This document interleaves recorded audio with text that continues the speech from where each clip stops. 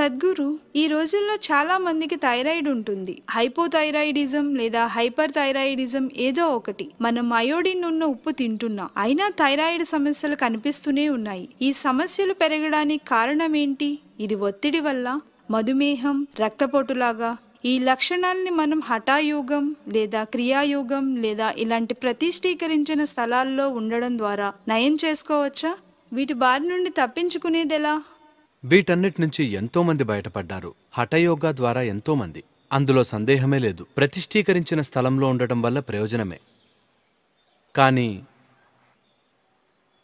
ఇప్పుడు ఇలా ఎక్కువగా థైరాయిడ్ సమస్యలు పెరిగిపోవటం, విపరీతంగా థైరాయిడ్ ప్రాబ్లమ్స్. మనం ఒక విషయం అర్థం చేసుకోవాలి. మీరు థైరాయిడ్ అన్నప్పుడు మేము యోగాలో అలా గ్లాండ్స్ని చూడము.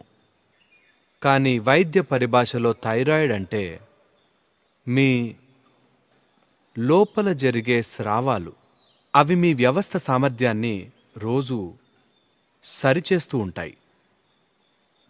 అది కేవలం ఆ విధంగా పనిచేస్తుంది. ఎంత అరుగుదల అవ్వాలి, ఎంత శక్తిని తయారు చేయాలి, ఎంత కొవ్వును తయారు చేయాలి, ఎంత కండరం తయారవ్వాలి, ఇలాంటివన్నీ శారీరక నిర్మాణాన్ని సరిచేస్తూ ఉంటుంది. మీ శరీర నిర్మాణానికి మీ మానసిక నిర్మాణానికి ఎంతో దగ్గర సంబంధం ఉంది. ఇవాళ నిరూపణకి కావలసినంత డేటా ఉంది. మీరిక్కడ కూర్చుని పర్వతం గురించి ఆలోచిస్తే మీ గ్రంథుల పనితీరు ఒకలా ఉంటుంది. ఒక పులి గురించి ఆలోచిస్తే ఇంకోలా పనిచేస్తుంది. ఒక సముద్రం గురించి ఆలోచిస్తే మరోలా పనిచేస్తుంది. ఒక పురుషుడు గురించి, స్త్రీ గురించి ఆలోచిస్తే ఇంకో రకం. కేవలం ఆలోచన, ఇంకేమి లేదు. పర్వతంతో కానీ, పులితో కానీ, మనిషితో కానీ, సముద్రంతో కానీ, దేనితోనూ ఎటువంటి స్పర్శ లేకపోయినా కేవలం ఒక ఆలోచన మీ గ్రంథుల్ని స్పందింపజేస్తుంది. మన వ్యవస్థ ఎంత సున్నితమైందో చూడండి, మీకే అర్థమవుతుంది. అది మనల్ని సరిగ్గా ఉంచటానికి ఎంత ప్రయత్నిస్తోందో చూడండి. మీ సమస్య ఏంటంటే మీకొక ఎడ్లబండి కావాలి. మీరింకా ఎదగలేదు. మీకొక ఎడ్లబండి కావాలి, కానీ మీకొక అంతరిక్ష నౌక ఇచ్చారు. మీలో ఒక చిన్న విషయం పెద్ద మార్పు తెస్తుంది. చిన్న ఆలోచన అలా పెరిగి వ్యవస్థలో అద్భుతం తీసుకొస్తుంది.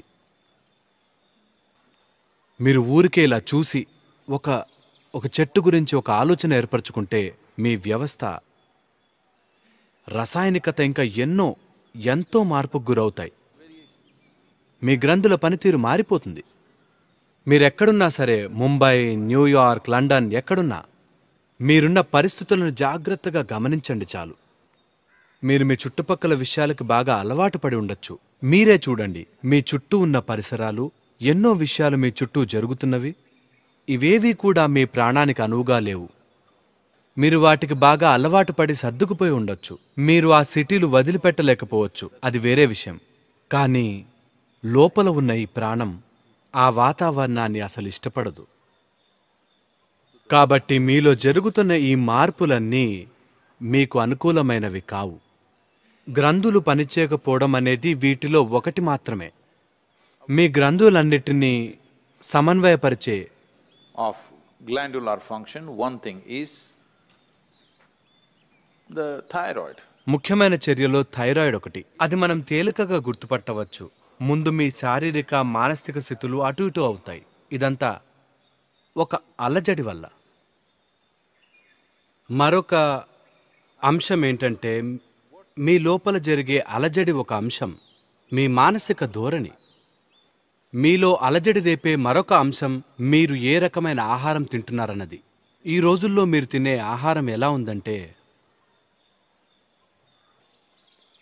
ఎన్నో రకాల కెమికల్స్ ఉంటున్నాయి. మీరు సేంద్రియంగా పండించిన ఆహారం తింటున్నప్పటికీ వాటిలో కూడా సేంద్రియ కెమికల్స్ వాడుతున్నారు. ఇప్పుడు ఆ స్థాయికి వచ్చేసింది. హాయిగా అడవుల్లో పెరిగిన ఆహారం అలా తెంపుకుని తినటం చాలా కష్టమైంది. ఇప్పుడు అది చాలా చాలా తక్కువ.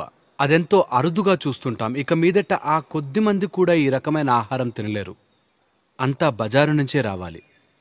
ఈ బజారులో దొరికే సరుకంతా ఎంత ఎక్కువ పండించామనే లెక్క తప్పితే ఎటువంటిది పండించామని కాదు.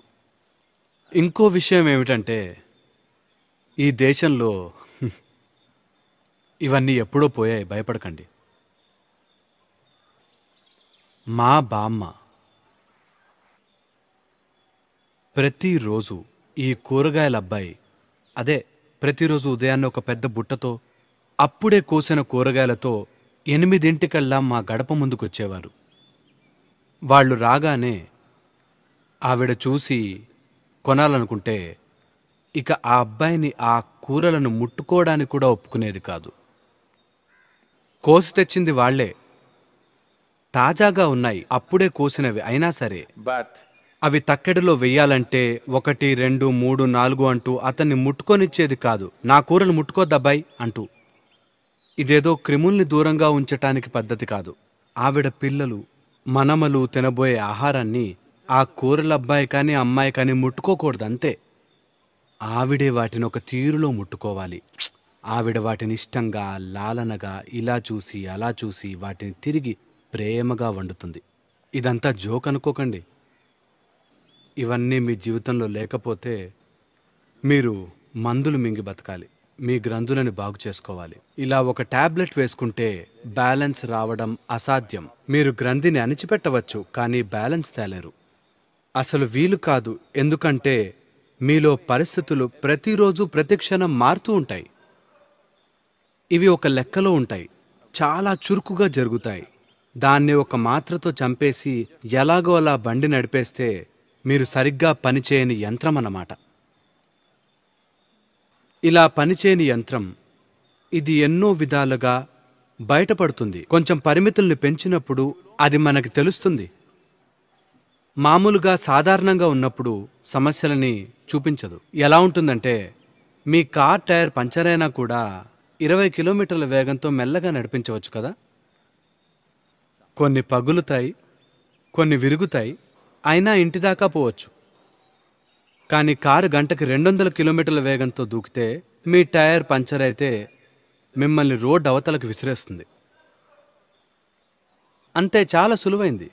ఈ విషయాలన్నీ సరిచూసుకుంటే మీ జీవితాన్ని మరింత ఉన్నతమైన స్థితికి తీసుకెళ్తే అది నిలబడుతుంది.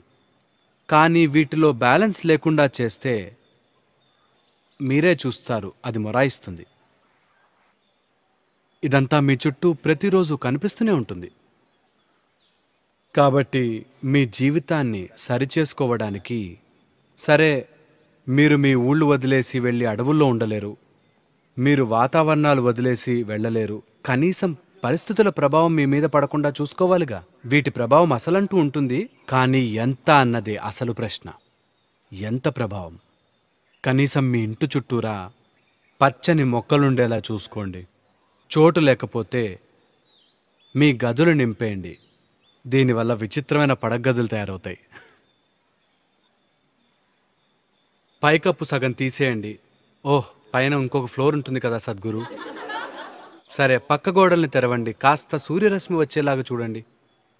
అవును, మొత్తం మూసేసుకుని ఒక ఏసీ ఎప్పుడు బుర్రని మోగడం కాదు. ఇది ముఖ్యం. మీ చుట్టూ ఉన్న ఆ ప్రకంపనలు మీ శరీరాన్ని పాడు చేస్తున్నాయి. ఎప్పుడు బుర్ర.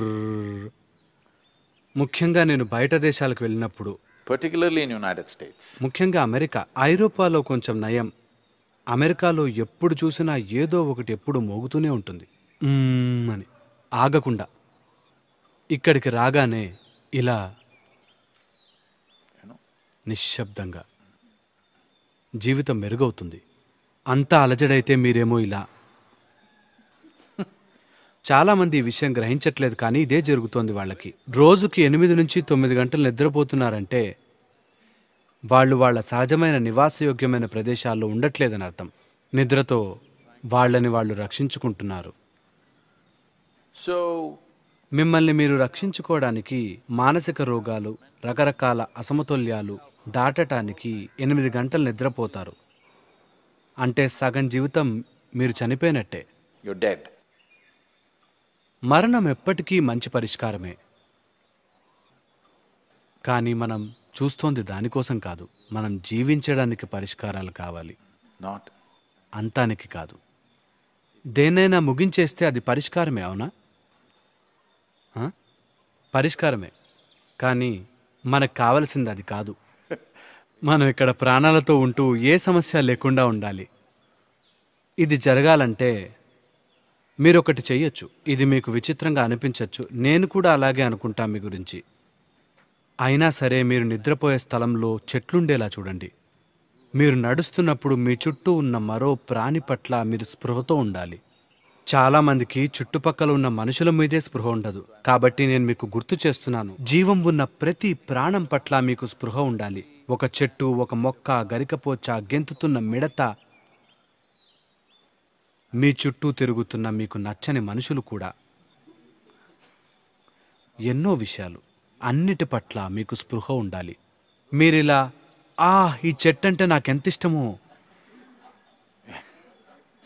మీరు చెట్లని ప్రేమించక్కర్లేదు, మీరు ఆ చెట్లు వల్ల పోషణ పొందాలి. అదే సరైన జీవన విధానం. మీకు నచ్చినా నచ్చకపోయినా అది మిమ్మల్ని పోషిస్తోంది. మీ చైతన్యంతో జరిగితే ఆ పోషణంతా సరిగ్గా నడుస్తుంది. మీ చుట్టుపక్కలున్న ప్రతి వస్తువు పట్ల మీరు చైతన్యాన్ని కలిగి ఉంటే, సాధారణమైన సహజమైన పనితో మీ థైరాయిడ్ గ్రంథులు సమతుల్యం సాధించే అవకాశం ఉంది. అఫ్కోర్స్ హఠేవుగా కూడా ఉందనుకోండి. క్రియలున్నాయి, ఇవన్నీ తప్పకుండా సాయపడతాయి. ప్రతిష్ఠీకరించిన స్థలాలు, అత్యంత శక్తిచే పవిత్రమైన స్థలాలు ఇంకా చాలా ఉన్నాయి. ఒక ముఖ్యమైన కారణం ఏంటంటే, సాంకేతికత పెరిగిన కొద్దీ మనుషుల్లో చురుకుదనం చాలా చాలా తగ్గుతోంది. ఒక రోజులో సగటున ఒక సాధారణ వ్యక్తి ఇదివరకటి రోజుల్లో ఎంత చురుగ్గా ఉండేవాడో, ఎంత శారీరక క్రియాశీలతో చూపించేవాడో, ఇప్పటి పరిస్థితితో పోలిస్తే ఇప్పుడు అది ఎంత తక్కువైపోయిందో. అంత తక్కువ క్రియాశీలత మీ వ్యవస్థ బ్యాలెన్స్లో ఉంచటం Keeping the balance in the system is difficult. చాలా చాలా కష్టమవుతుంది. కొంచెం బ్యాలెన్స్ లోపించినట్లు అనిపిస్తే నిద్రపోకండి. అలా ఇంబ్యాలెన్స్ అనిపిస్తే లేచి ఏదో ఒక పని చేయండి. ఎక్కడ శక్తివంతంగా హుషారుతో పని జరుగుతుందో అక్కడ దూకండి. ఎంత అనారోగ్యంగా అనిపిస్తే అంత ఎక్కువ క్రియాశీలత చూపించండి. అవును, Because మీరు వెనక్కి తగ్గితే దానికి బలమిస్తున్నట్లే. ఒకవేళ మీరు మరీ అనారోగ్యంగా ఉంటే అది వేరే విషయం. లేకపోతే మాత్రం మీరు తప్పకుండా ఇలా చెయ్యాలి. ఎందుకంటే మనం గ్రంథుల సమతుల్యత గురించి మాట్లాడుతున్నాం కాబట్టి దానికి క్రియాశీలతే పరిష్కారం. అంటే క్రియాశీలతని పుట్టించకండి. ముఖ్యంగా న్యూయార్క్లో ఉంటున్నవారు మీకే చెప్తున్నా, పుట్టించకండి. చేతికి హెల్త్ బ్యాండ్ కట్టుకుని 10 అడుగులు, 12 అడుగులు ఇలా చేయకండి. ఇది క్రియాశీలత కాదు. దానివల్ల మరింత అడ్డం పడతారు. హాయిగా, సంతోషంగా ఏదైనా చేయటం, ఆనందంగా జీవితంతో ఉండటం అంటే, చురుకుదనం అంటే ఇలా కూర్చుని మీలో మీరు అద్భుతంగా ఎలా ఉండాలో తెలియకపోతే వెళ్ళి ఆడండి. ఏదైనా ఆట ఆడండి. ఊరికే పరిగెత్తండి. నడుస్తూ మీ చుట్టుపక్కల ఉన్న మిడతను అనుకరించండి. అవును, ఎందుకు ఎప్పుడు చేయలేదా? అదే మీతో సమస్య. ఇప్పుడు మీరు వెళ్ళేటప్పుడు మీరలా వెళ్ళటం నేను చూడాలి. ఎందుకంటే మీరు గడ్డిలో నడుస్తారు కదా. మీరు ఇప్పుడు మిడతలాగా వెళ్ళాలి. ఎంత ఉత్తేజంగా అనిపిస్తుందో మీరే చూడండి. అనవసరంగా మీరు మీ సమస్య ఏంటంటే, మీరు మీ జీవితం పట్ల చాలా సీరియస్గా తయారయ్యారు.